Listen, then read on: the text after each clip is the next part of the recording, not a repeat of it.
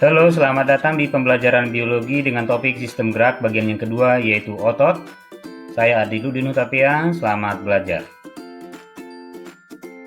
Tujuan pembelajaran: yang pertama mengetahui karakteristik otot, yang kedua menjelaskan mekanisme kerja otot, dan yang ketiga mengidentifikasi gangguan otot. Fungsi otot: menggerakkan tulang, yang kedua menopang dan mempertahankan postur tubuh, yang ketiga menghasilkan panas untuk mempertahankan suhu normal. Sifat otot: yang pertama kontraktilitas, kemampuan berkontraksi. 2. Eksitabilitas, kemampuan merespon rangsangan. 3. Ekstensibilitas, kemampuan melebihi panjang awal. Elastisitas, kemampuan kembali ke ukuran semula. Struktur otot rangka. Epimysium merupakan jaringan ikat yang membungkus otot rangka.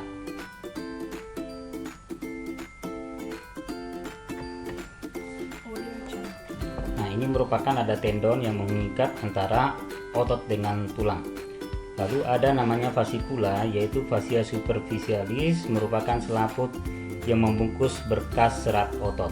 Lalu di dalamnya ada perimysium, merupakan selubung tipis pembungkus fasciculus.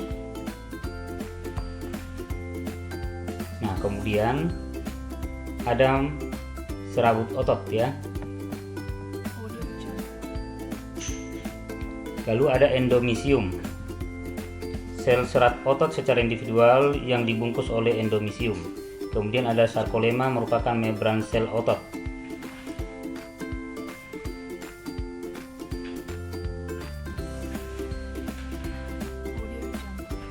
Nah, berikut ini merupakan myofibril. Di dalamnya ada protein otot yang terdiri dari protein yang tebal adalah myosin dan yang tipis adalah aktin.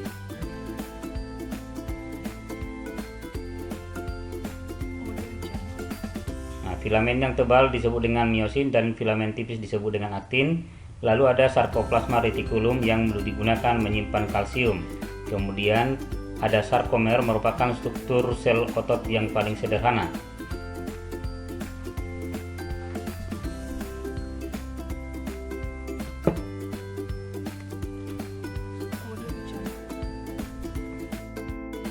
Berikut ini bisa kita lihat juga struktur daripada otot rangka, di mana kita bisa melihat di sini ada vesikel atau fascia superficialis.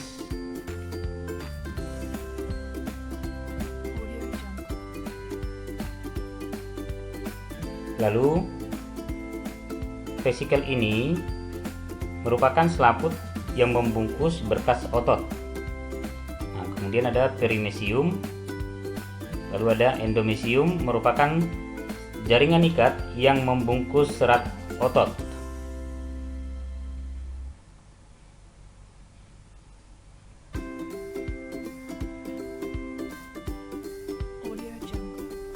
Lalu ada sarkolema, merupakan membran sel otot. Kemudian ada sarkoplasma dan ada myofibril. Nah, kemudian retikulum sarkoplasma yang digunakan menyimpan kalsium atau bentuknya tubul T.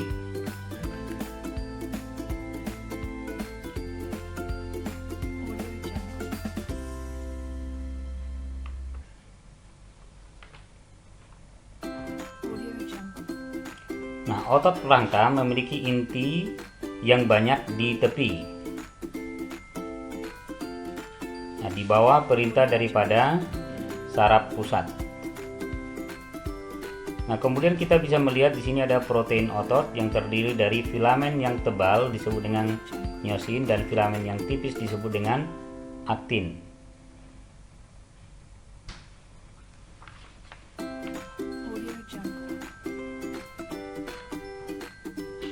Nah, nantinya kepala myosin akan berikatan dengan bagian aktif, yaitu aktin. Nah, kemudian kita bisa melihat ini ada pilin berupa benang yang berpilin, namanya tropomyosin, sebuah protein aktin pengikat yang mengatur kontraksi otot.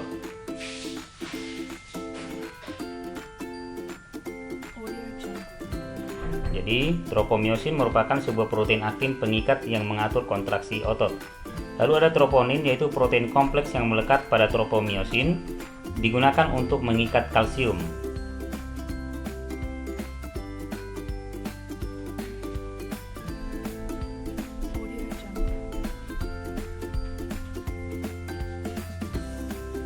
Nah, beginilah bentuk daripada filamen yang tebal yang kita kenal dengan nama miosin. Ada kepala dan ada bagian ekor. Nah, bagian kepala nantinya akan berikatan dengan sisi aktif, yaitu pada aktinnya. Nah, inilah kepala miosin.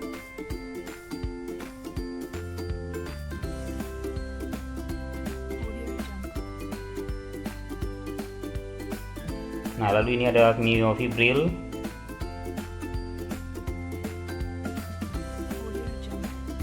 Ya, pita gelap disebut dengan miosin dan pita terang adalah aktin. Nah, pada pita terang ini disebut dengan zona I. Pada pita gelap ini kita kenal ada zona H. Jadi kalau disebut ada sarkomer, sarkomer merupakan unit struktural dan fungsional terkecil dari kontraksi otot pada miofibril, yang terdiri dari pita I, A, dan H. Nah, ini ya.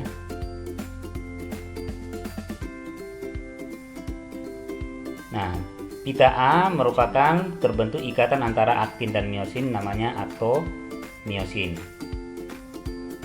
Pada pita I ditemukan di sana adalah protein aktin saja. Pada pita H adalah miosin tanpa aktin. Nah, jadi sarkomer mulai dari zona Z ke Z atau pita I, kemudian pita A dan H. Inilah yang disebut dengan sarkomer.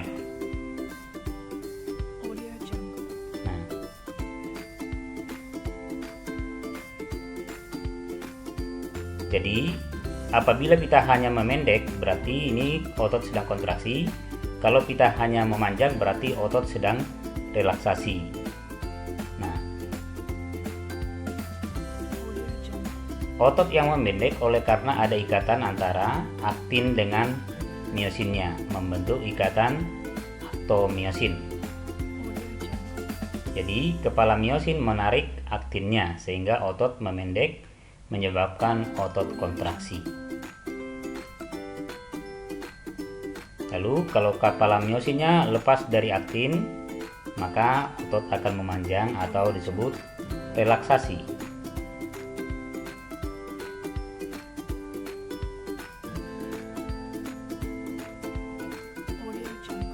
Jadi ini relaksasi, lalu kontraksi, kembali relaksasi, lalu kontraksi lagi. Nah, kita lihat pada saat dia relaksasi, pita H akan panjang, kemudian pada saat dia kontraksi, pita H-nya memendek.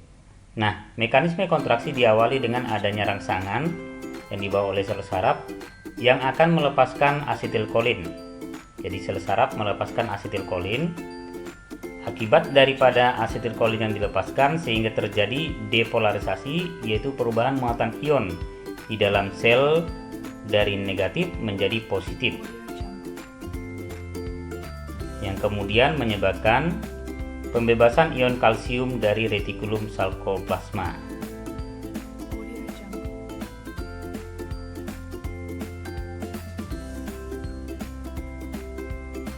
Nah, untuk bisa kontraksi maka akan diperlukan energi dalam bentuk ATP yang terurai menjadi ADP dan fosfor menghasilkan energi. Jadi ATP ini dibutuhkan supaya otot bisa berkontraksi.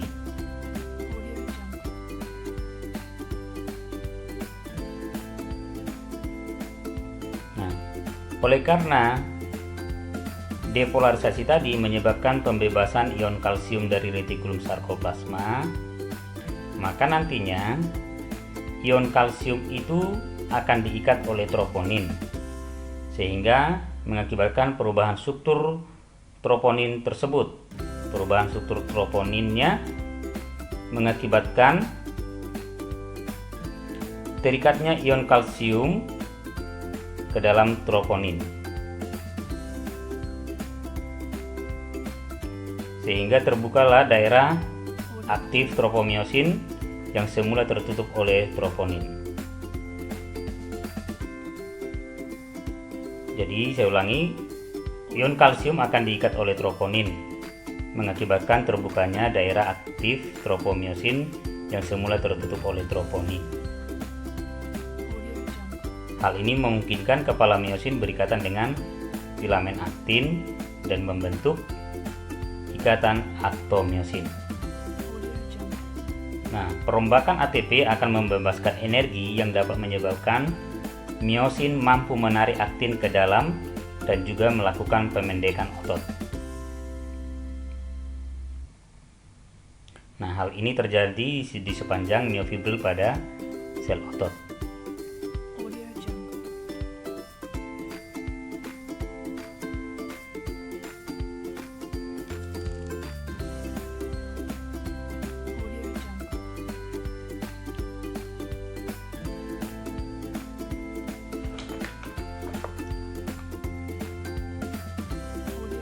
Jadi ini bentuk daripada ATP, adenosin trifosfat.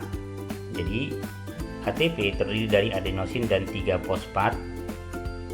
Oke.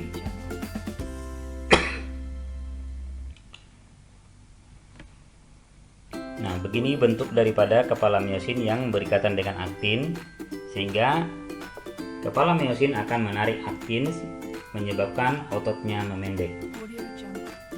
Ototnya memendek disebut kontraksi otot.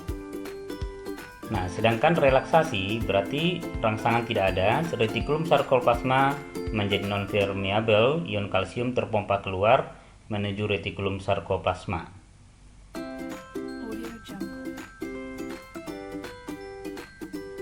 Jadi ion kalsiumnya tidak ada.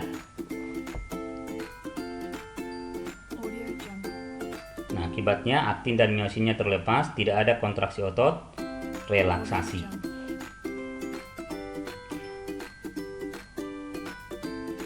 Jadi mekanisme kerja otot ada dua, yaitu kontraksi dan yang kedua relaksasi. Nah, tahapan terjadinya kontraksi otot, pertama ada stimulasi, kemudian ada kontraksi dan relaksasi.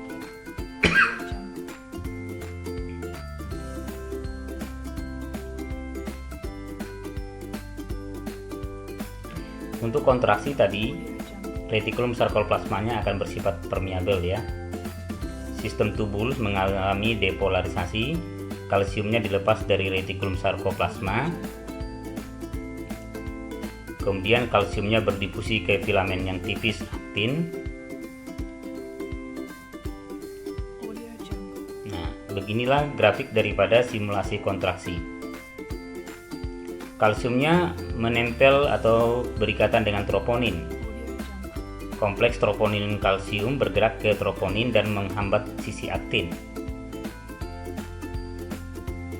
Terdapat enzim ATPase di kepala miosin. ATP yang terikat di kepala miosin terhidrolisis dengan cepat dan menjadi ADP tanpa fosfor.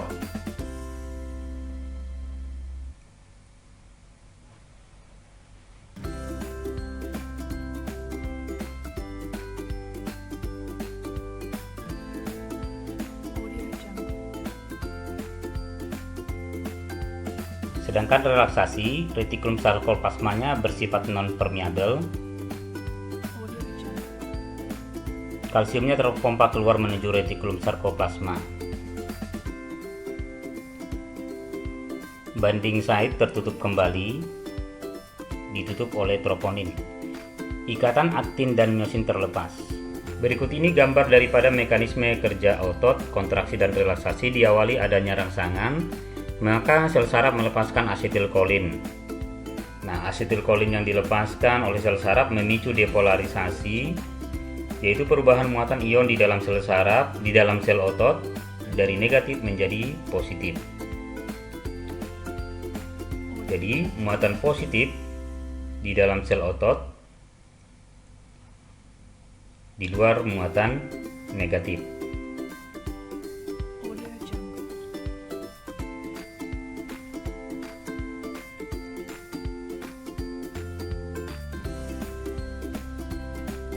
Nah, ini terjadi depolarisasi, yaitu depolarisasi perubahan muatan sel otot menjadi positif yang sebelumnya negatif.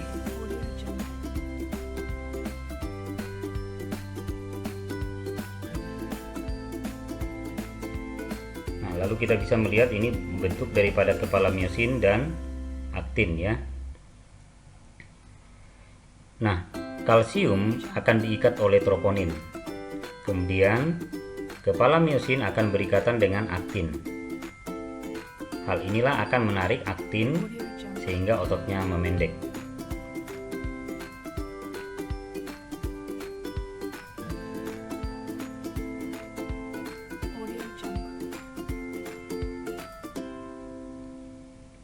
Dan sebaliknya, kalau relaksasi, maka nantinya kalsiumnya akan dilepaskan oleh troponin.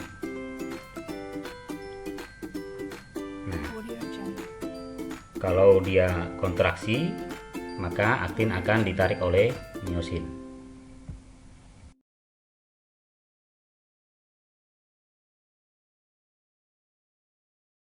Gangguan otot, kram, otot tiba-tiba tegang, sulit digerakkan dan rasa nyeri.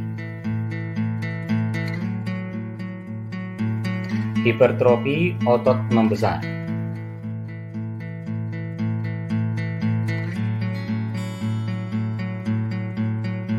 Tetanus, kejang otot akibat otot yang berkontraksi terus-menerus. Contohnya juga disebabkan infeksi Clostridium tetani. Atrofi otot mengecil, contohnya penyakit penderita polio. Distrofi otot, penurunan kemampuan otot karena kelainan genetik.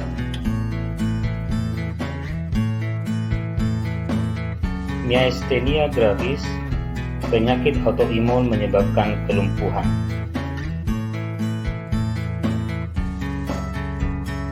Demikianlah pembelajaran kita hari ini. Terima kasih, sampai jumpa pertemuan berikutnya.